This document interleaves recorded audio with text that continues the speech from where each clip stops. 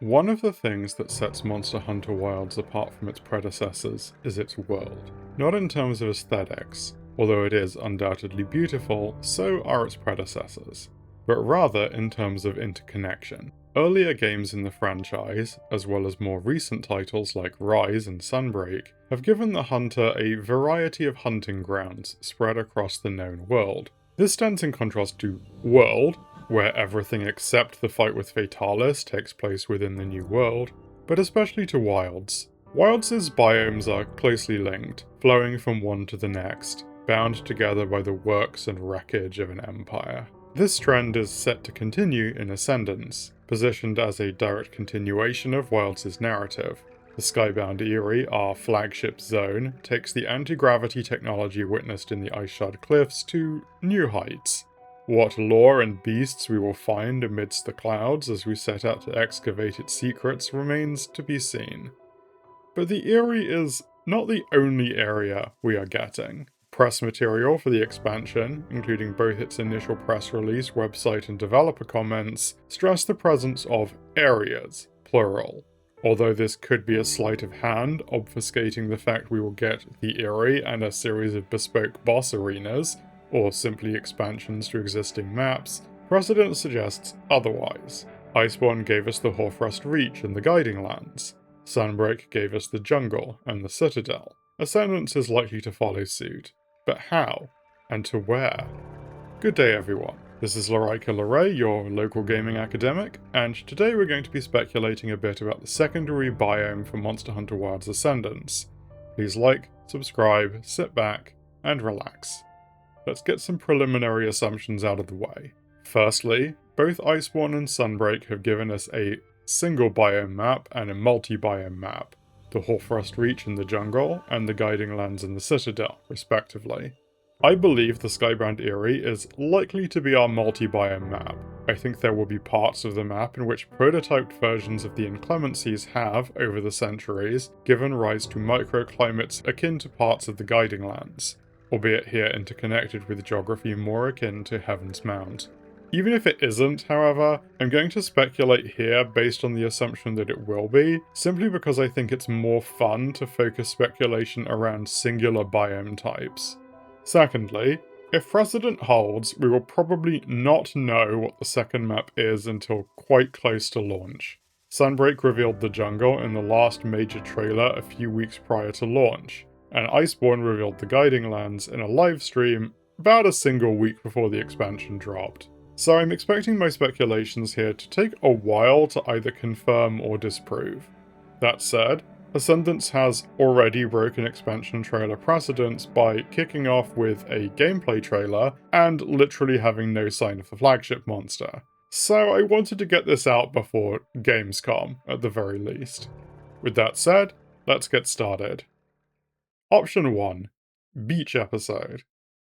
To begin with one of the more mundane options, coastal biomes were a big prediction by the community prior to the expansion's reveal, and despite the bombast of the Eyrie, I still feel like a coastal biome is a high possibility should the second map be more jungle and less Guiding Lands. With at least parts of the Eyrie acting to fill a more craggy, temperate mountain biome, a secondary coastal map would serve to further diversify Wilds' core biome roster. It would host the odd secret, of course, but nevertheless remains secondary to the flagship map of the Skybound Eyrie. We also know that the coastline exists in an immediate way, and can likely chart the route in-game. If we go to the dam of the Scarlet Forest, we can see this channel leading north out of the river basin, past a cluster of dilapidated ruins decorated with Delamador bones. Probably nothing to think about there. This route is likely the one leading to the coast that Lagiacrus swam up from. Now, none of Wilds' biomes are just biomes. They all serve in some way to expand on our concept and understanding of Wyveria. So what if it was a small coastal archipelago chain housing partly submerged ruins of old Wyverian facilities, akin to parts of the forest, but more oceanic in scope? I think the full return of underwater combat is unlikely, but diving through sections of Sunken City would also tie the second map to a vertical axis, to ascending and descending, as well as giving us quasi-underwater arenas with air pockets, either natural or artificial, to potentially challenge oceanic returners like Plesioth, Gobel, or even Abyssal Lagiacrus. Aesthetically, I picture this region as a blend of overgrown buildings like those seen on the edges of the Scarlet Forest, submerged ruins, and beach lanes, mangroves, and jungle fringes. If you played the Horizon games after being inspired by the World crossover event, I'm thinking here of something akin to parts of Horizon Forbidden West, notably the Sunken City in the base game and the Burning Shores expansion. Honestly, both of those actually sound like World's biome names already. As a treat, I'll round out each option with some returning monsters I can see fitting the niche of the proposed biome. So returning monsters for the coast. Let's go with Kurupeko, Plesioth, and Daimyo Hermitor. Nakarkos or a Diamoralis arena could also go here. And on the latter note, the river basin itself could be a pretty great Diamoralis arena with some modifications. Option 2. The Peaks of Accord. In keeping with places signposted by Dalamada skeletons, my second more mundane choice are the temperate mountains south and east of Suja, the Peaks of Accord. And can we just acknowledge how many parts of Greater Wyveria have Dalamada bones as architectural features? Maybe the ones we have today are only smaller because the bigger ones all got hunted to extinction for building ornamentation. One of the things that Base Wilds was missing, and which I do expect to see in the expansion, is a settled base of operations. In high rank, relations are opening up between East and West, but are still clearly in the early stages. With the time skip between Wilds and Ascendance, however, I expect us to have established a more formal settlement and base of operations in the Eastlands, one in which the Avis Hunter will have formal lodgings to customize and display endemic life. The most likely location for this, in my opinion, is in or close to Suja. This is where the Gathering Hub and the Wounded Hollow are located after all, and I think it could even fit neatly into the hub itself in this section of the mountainside. With the story being a continuation of Base Wilds, I don't see any major reason to establish a Celiana equivalent unless we quite literally do it in the sky in an airship like the research base in World. Which, now I think about it, would be really cool, so maybe we should just go with that. Anyway, if we have a base in Suja, one potential new biome I can see are the Peaks of Accord themselves. Currently, we have a few areas that border this potential biome: Suja, the Wounded Hollow, and the Grand Hub. The hollow itself looks north at the cliffs in Wyveria, but several monsters fly into the zone from the south, which seems to be a generally forested series of stark mountains. I suspect the entrance to the skybound Eyrie is going to be through this obscuring fog bank behind the ruins of Wyveria. I initially wondered if the whole of the zone might be here, but the trailer does seem to stress its location further above the clouds. Nonetheless, given certain architectural features and the presence of anti-gravity technology in the ice-shard cliffs, I suspect the skybound Eyrie may be the quote-unquote back half of the city and its walls, lifted up into the sky. Likely intentional, but possibly by accident. What this means, if true, is that the Eyrie is very likely connected to the surrounding mountains in at least some way, both to permit access for us via Sacred, but more so to allow monster migration between biomes. If the Eyrie maintains a general link to the world below, however small, we don't then have to explain how a breeding population of Zinogre has been living at 30,000 feet for a millennium. A Peaks of Accord hunting ground would here be a transitionary zone between our base, in or near Suja, and the Eyrie itself. Perhaps one grown more dangerous with an influx of monsters due to the events of Ascendance. It can also hold its own monsters and mysteries, of course, but fundamentally I see this as a secondary map, like the proposed coastal biome. Working chiefly with visual aesthetics here, this could step on the craggy mountain qualities of the Eyrie, but it could also be a more general or even more specific. Forested mountain slopes, mild mountain caves and paths, and sheer gorges carved into the earth. Locations like the Wounded Hollow present a possibility of steep drop-offs and rifts hiding their own secrets. Perhaps taking some notes from World's own design, this could be another biome to play with elevation like the Coral Highlands, switching between an upper level of craggy forested paths and plateaus, and deep ravines leading to quasi-subterranean realms host to Rotten Vale-like life cycles. The Highlands Vale ecosystem circuit was among the best realised parts of World's ecology, in my opinion, and I'd love to see another take on it. The areas have ancestral Dalamada bones in common after all. Potential new monsters for the Peaks of Accord: Zinogre, Celtis Queen, Tigrex. However, on the note of the Veil, Option 3, the Eyrie's Shadow. With Ascendance moving us further into the realm of the impact and legacy of Wyverian technology, the potential for a second zone that is just as striking or symbolic as the first feels quite possible. Ascendance doesn't just mean to go upwards after all, but as the developers say, to go beyond, to exceed one's limits, perhaps even to approach godhood.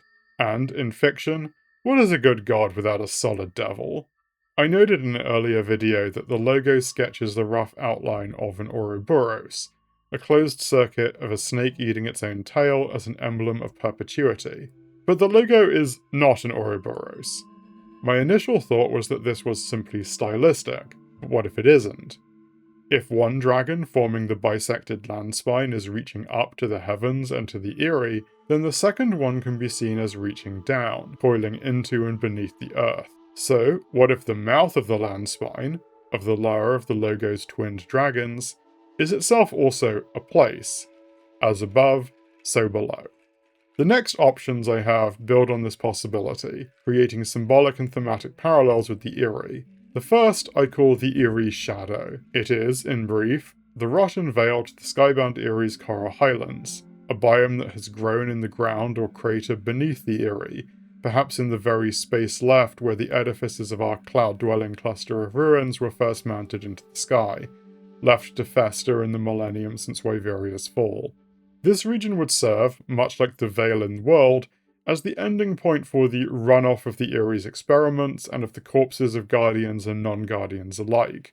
It could also be full of effluvium, or, if it has some proximity to Wyveria, could also be the location for a new dragon element in Clemency, as the power leakage or vented waste of the land spine leads to saturation, home to scavenger monsters racked by decay and raw dragon element. While I do believe that the red portion of the logo is very clearly Wyveria, it would be interesting to have a kind of unintentional dragon graveyard fill the space of the lower dragon, in contrast to the upper dragon's surge towards the Eyrie. The dichotomy and duality of Wyveria as a society that reached for the heavens and left the deepest shadows. I actually think this option has a fairly solid chance, not just because a Veil-esque biome is quite unique and would provide a completely different type of cavernous biome to the basin or Wyveria, but also one adjacent to but very different to the original Veil itself. It also fits a general motif in Wilds of Wyveria's success, its danger, and the unintended consequences of its actions. This shadowy veil lies beneath the Eyrie, catching the runoff and the fallen corpses of its inhabitants. An abyss playing host to the rot obscured by Wyveria's greatest achievements, populated by powerful monsters that have grown drunk on the Eyrie's wailfall and the leaked energy of the torch. Potential new monsters for Veil 2.0. Acidic Glavenus, Stygian Zinogre, Deviljho. The path of the descending dragon, however, also leads me to my fourth option. Option 4. Hollow Earth. Like the thing from those Western Godzilla and King Kong movies, you ask? Yes, but also no. Just hear me out. Like the Eyrie's Shadow, this idea came to me in considering if the Ascendance logo may be showing us both new maps, but it was also influenced more specifically by the inclusion of Laoshan Lung. We know very little about the ecology of Laoshan Lung. It is only ever seen when it is on the move, either migrating or fleeing a predator. Yet, one story we do have, and credit to Ocean's video on the monster for bringing this to my attention, is one where Lao exploded out of a mine. This suggests that Laoshan Lung hibernates deep underground. This makes sense in that its shell is comprised of multiple layers of ore, sedimented and compressed over vast timescales. The misty aesthetic in the trailer makes me think of a cold cavern environment, its air full of dust and misty vapor. Honestly, it reminds me in parts of the depths of the ruins of Wyveria and of the Ice Shard Cliffs. In general, though, my theory is that we discover Lao hibernating underground, possibly even under central Wyveria itself. And this led me into thinking if there could be a vast underground space beneath the Eastlands, potentially also linked to the Forgotten Machine Works under Azuz where we find and fight Gogmazios. The dragon wanders in from somewhere during our rematches, after all, and even if the fights are of dubious canonicity, the tunnels still have to go somewhere. I do not think the game needs another cave biome. We already have the basin and the ruins, and the cliffs are like cave curious. And this took me to the idea of Hollow Earth. The way it gets depicted in the Monsterverse movies is obviously grander than some cave, but its depiction here draws on a long history of genuine, albeit now debunked, scientific speculation about the inner Earth, as well as how the idea was taken up in Western occultism and in science fiction. One of the earliest depictions we have, from 1665, just sees it as a patchwork of cross-hatched lava lakes and rivers, but one could easily draw on depictions like Jules Verne's 1864 novel Journey to the Center of the Earth, being full of lush prehistoric jungles, subterranean oceans, and glittering caverns of quartz crystals and lava flows.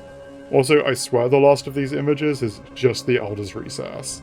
On that note though, some early concepts of the recess in World had elders like Lao Shanlung and Yamatsukami looming over the horizon, mostly for scale, but it is a vibe that this biome could return to and execute on. Ideas of Hollow Earth as filled with kaiju have been popularized by the Monsterverse movies, but images of it as filled with relict dinosaurs go back at least to Verne. If it is linked to the Gogmazios arena, and may also be where we find Lao Shanlung, an underground biome where colossal elder dragons reside has potential. The land spine could also be a major factor in diversifying its aesthetic. It crisscrosses the Eastlands, fueling its ecosystems and empowering its climate cycles. What if either by design, or more probably malfunction, its energies could have seeped out to foster strange, otherworldly ecosystems beneath the Earth? To break my rule about singular biome speculations, this could work as a solid multi-biome map, with mini inclemencies emerging beneath the world. A kind of Guiding Lands meets Elder's Recess situated under at least part of Greater Wyveria. And hey, Hollow Earth is about as outlandish as some Sky Islands, so it's honestly probably more likely than the more grounded options at this point.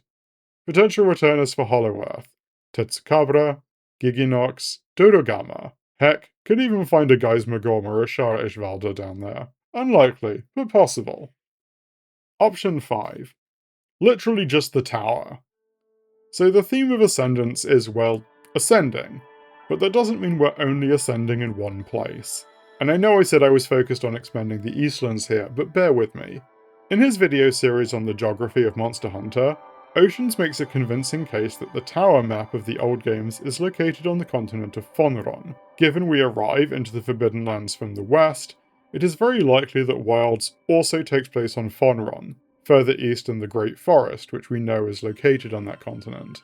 It may be the edge of this hunting ground that we actually see in the opening of the game, as Fabius and Alma make their way to the edge of the desert.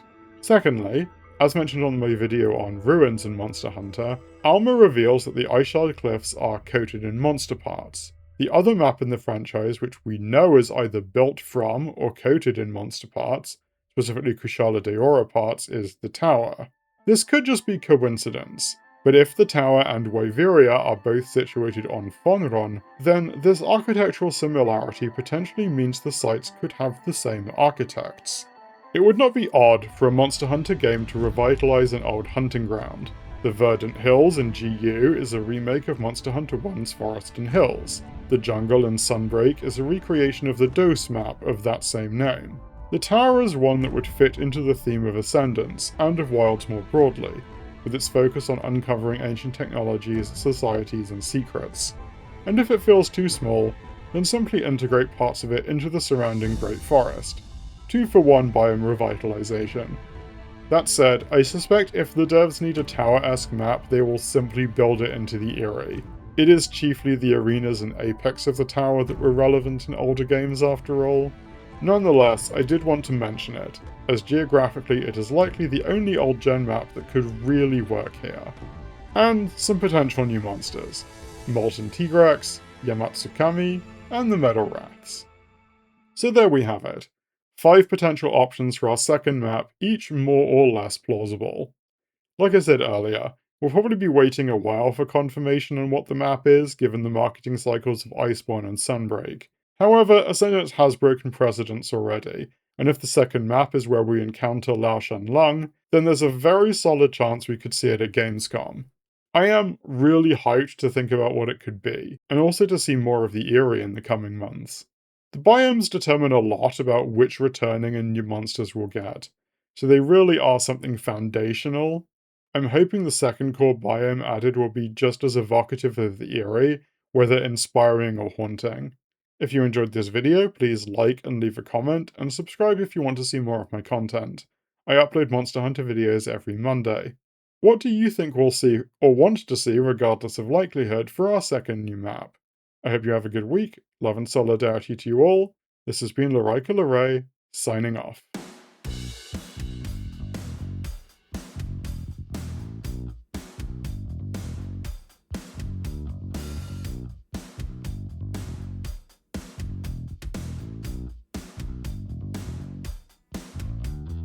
Did I go and burst the bubble? Promise more than I can give. I tried to touch its cosmic sheen, but today all I smell is chlorine. Yesterday I was deep sea diving, but